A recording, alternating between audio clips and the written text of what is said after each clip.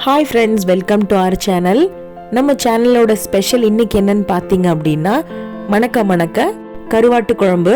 நம்ம வீட்டில் குழம்பு சமைச்சா பக்கத்தில் 2 வீடு தாண்டி வாசனை வர ஒரே குழம்பு எதுன்னு பார்த்தீங்கன்னா கருவாட்டு குழம்பு தான். கருவாடை பொறுத்த வரைக்கும் 2 கேட்டகரி தான் இருப்பாங்க. ஒன்று கருவாடுனா ரொம்ப பிடிக்கும், இன்னொருத்தர் எப்படி இருப்பாங்கன்னா கருவாடுனா காது தூரம் ஓடிடுவாங்க. நீங்கள் எந்த கேட்டகரின்னு சொல்லி எனக்கு கமெண்ட் செக்ஷனில் சொல்லுங்கள். செமையாக குழம்பு எப்படி வைக்கிறதுன்னு வாங்க பார்க்கலாம்.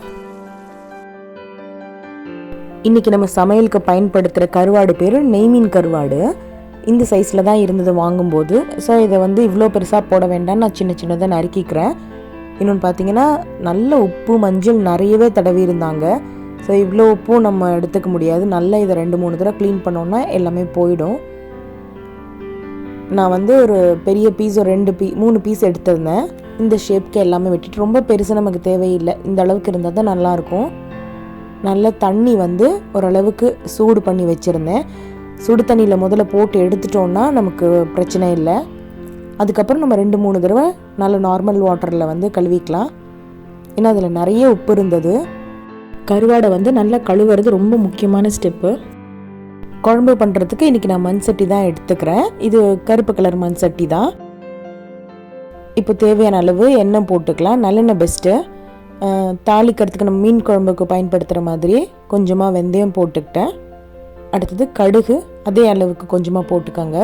புளி ஊற்றி சமைக்கிற குழம்புக்கு எல்லாமே நம்ம நல்லெண்ணெய் பயன்படுத்துறது ரொம்ப நல்லாயிருக்கும். ஏன்னா புளியும் அந்த நல்லெண்ணையும் சேரும்போது ரொம்ப டேஸ்ட் சூப்பராக வரும். காஞ்ச மிளகாய் 2 அப்படியே காம்போடே போட்டுக்கிறேன். இப்போ சும்மா வாசனைக்காக 2 பச்சை மிளகாய். உங்களுக்கு காரம் அதிகமாக வேணும்னா நீங்கள் இன்னும் கூட போட்டுக்கலாம். இது கூடவே 10 - 15 பல் பூண்டு சேர்த்துக்கிறேன். ஓரளவுக்கு இதையும் நல்ல எண்ணெயிலே வதக்கி விட்டுடுங்க. இதுலேயே பூண்டு நான் இவ்வளோ போட்டிருக்கேன் அப்படின்னா அந்த கருவாட்டு குழம்போட வாசனை பூண்டு வெங்காயம் எல்லாத்துலேயும் அவ்வளோ நல்லா இன்ஃப்யூஸ் ஆகிருக்கும். நம்ம கருவாடு மட்டும் இல்லை, அந்த ஒரே ஒரு பூண்டை தொட்டுட்டு கூட நம்ம சாப்பாடு சாப்பிட்டு முடிச்சிடலாம். இப்போ 1/4 கிலோ பக்கம் சின்ன வெங்காயம் எடுத்திருக்கேன். நான் சின்ன வெங்காயம் எதுவுமே அரியலை, அப்படியே முழுசாகவே போட்டிருக்கேன். ஏன்னா இந்த குழம்போட ஸ்பெஷாலிட்டி அதுதான். அந்த வெங்காயம் கூட அவ்வளோ டேஸ்ட்டாக இருக்கும். சப்போஸ் உங்களுக்கு வெங்காயம் பூண்டு இது அப்படியே சாப்பிட மாட்டாங்க யாரும் அப்படின்னா நீங்கள் நல்லா மெலிசாக அரிஞ்சு போட்டுக்கோங்க.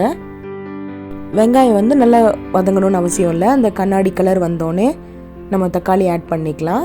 பாருங்கள், இந்த அளவுக்கு கலர் மாறினா போதும்.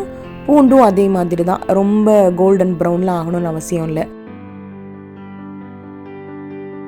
இப்போ நான் அதுக்கு 3 தக்காளி வெட்டி வச்சுருக்கேன்.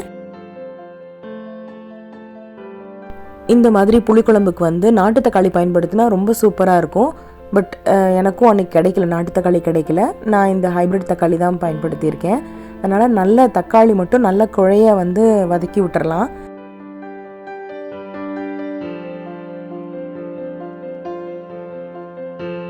இதுக்கு தேவையான உப்பு போட்டுட்டோம் அப்படின்னா கொஞ்சம் தக்காளி ஈஸியாக வதங்கிடும்.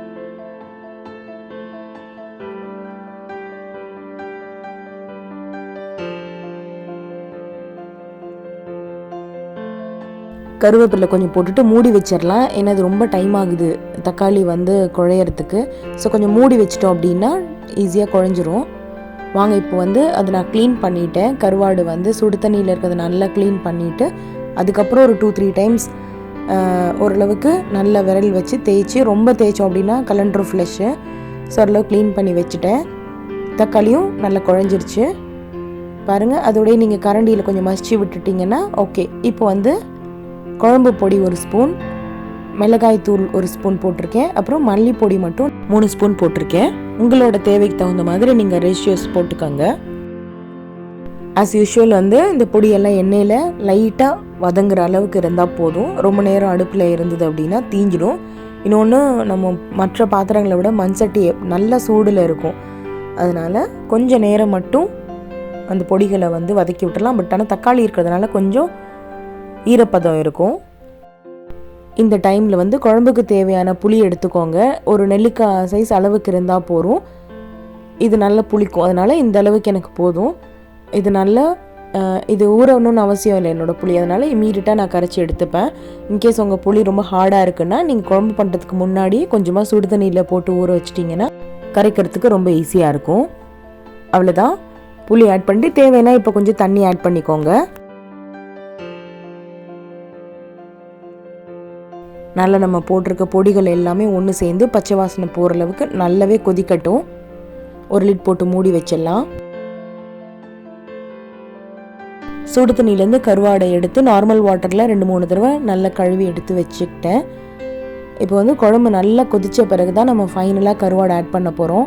உங்களுக்கு தேவையான அளவுக்கு குழம்போட கன்சிஸ்டன்சி பார்த்துக்கோங்க. எனக்கு கொஞ்சம் திக்காகணும்.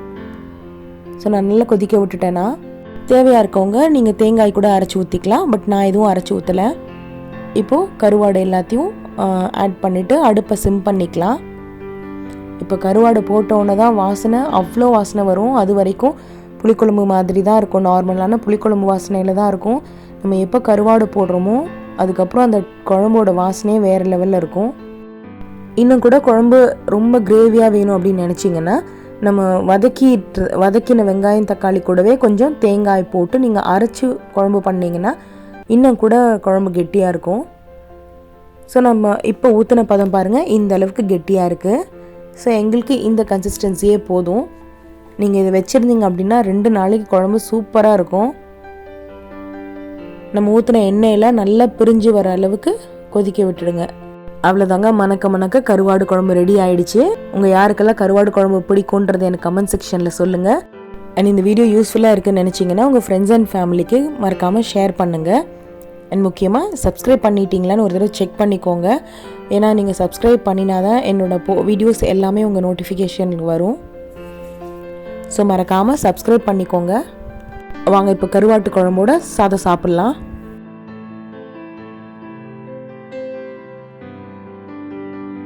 குழந்தை பிறந்த லேடிஸ் பார்த்தீங்கன்னா நல்ல பால் சுரக்கிறதுக்காக பால் சுறாவில் கூட இந்த மாதிரி குழம்பு வச்சு சாப்பிடலாம். ஒரு நாள் வச்சுக்கிட்டிங்க அப்படின்னா சூடு பண்ணி ஒரு 2-3 டேஸ்க்கு இதை வந்து தாராளமாக ப்ரிசர்வ் பண்ணி சாப்பிடலாம். ஃப்ரிட்ஜில் வச்சுக்கலாம்.